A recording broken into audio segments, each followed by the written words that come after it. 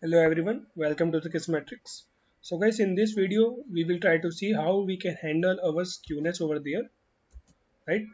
So I think in our previous video, we have seen what is exactly Gaussian or normal distribution and what are the type of skewness of that inside that, like left skewness and right hand skewness. Now the question is that how we can handle this type of skewness. Basically, there are 3 to 5 techniques are available like logarithmic, reciprocal, square root, exponential, and Poisson transformations. So what we will do right now in this video, we will try to take a data set over there and we will try to apply some techniques with so that we can convert our data into a from non-Gaussian distribution to a distribution over there. Let's take example over there. Now suppose we have this data set. Now first of all we have to see, right? We have to check either it is following a Gaussian distribution or not. If it is not following, we will try to check the skewness over there. Is it positively skewed or is it is negatively skewed? Let's take an example over there, right? So first of all, try to find out the mean of that. I think we know that how to check either it is a falling positively or left skewed, because in our previous video we have already done this type of things. So let's try to check the mean of that. So we know that how we will try to take all the mean. Just try to add all these numbers and divide it by number of elements.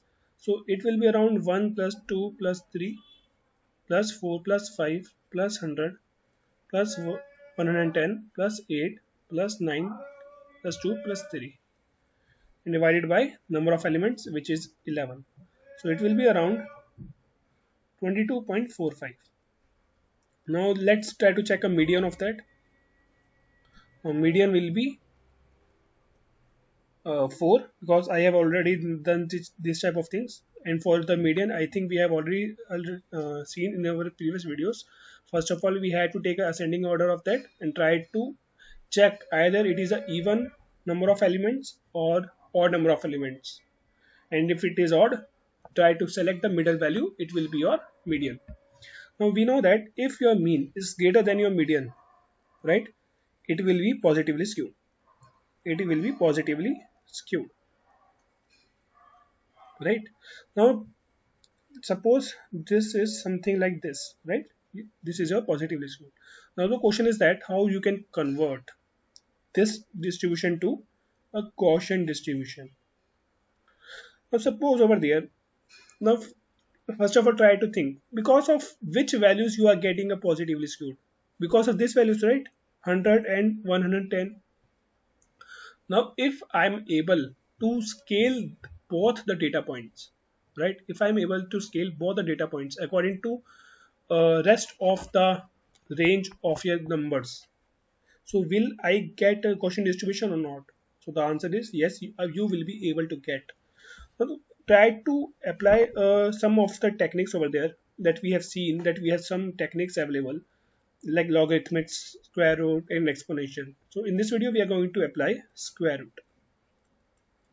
Now try to take square root of all these values. So for the 1 it will be 1, 2, sorry, not 2, it will be around 1.41, right? Of 2, 1.41, then 1.73, 2.00, 2.24, then it will be your 10.00, 10.49, 2.83, and your 3, 1.41, 1.73. This is the square root values of all these data sets. Right. Now if I will try to again find out mean, suppose it is your new dash and your median dash, right? Now if I will try to find out what you will be able to observe. So I have already calculated all the average of all our square root values. So it will be around 3.44, it will be around 2. So now try to observe over there, we are going to get mean and median value closer to each other. And I think you remember that, right? What is the property of a Gaussian distribution? Your mean and median are going to be approximately equal, right? Now our work, now this type of techniques are working over there. Try to observe there. The mean and median are going to be close to each other. right? Before that we were getting 22.45 and 4, which was very high, right? They are far from each other, but now we are going to get closer values to each other. Now the question is that, is it enough to get a Gaussian distribution? Try to think, try to plot it again. Your mean is here 3.44. Now 2 is here, right? Now for now also it is going to be affect a little bit, right? Little bit positively skewed.